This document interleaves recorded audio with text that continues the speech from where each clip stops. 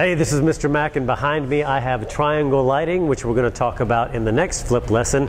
This lesson is about the exposure triangle for photography class.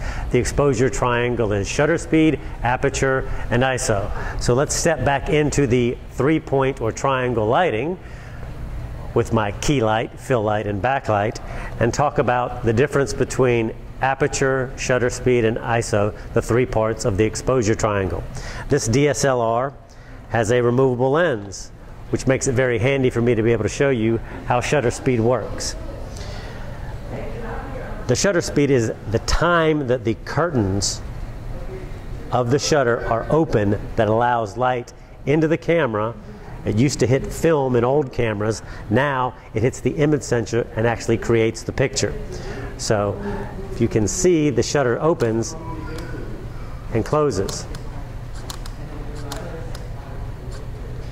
And then most cameras have a rapid burst mode for like sports, where the shutter will open and close rapidly so that you can take a lot of pictures of a sporting event and get that basket or base hit or the crucial moment.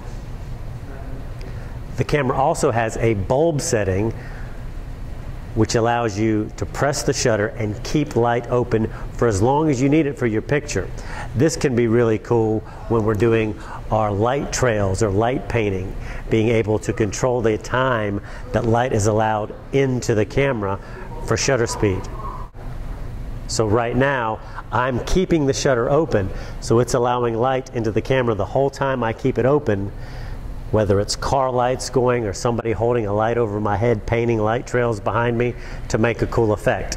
When I release it, the shutter closes and the light stops hitting the image sensor. Aperture is a little bit different. Aperture is the size of the opening in the lens that allows the amount of light into the shutter and then to the image sensor. Aperture is referred to in f-stops, and it kind of gets confusing. The bigger the number, the smaller the opening. So outdoor, where it's very bright, you would have a bigger f-stop number, which makes the opening smaller. Indoors, the smaller the number, the bigger the opening to allow more light in. That is aperture.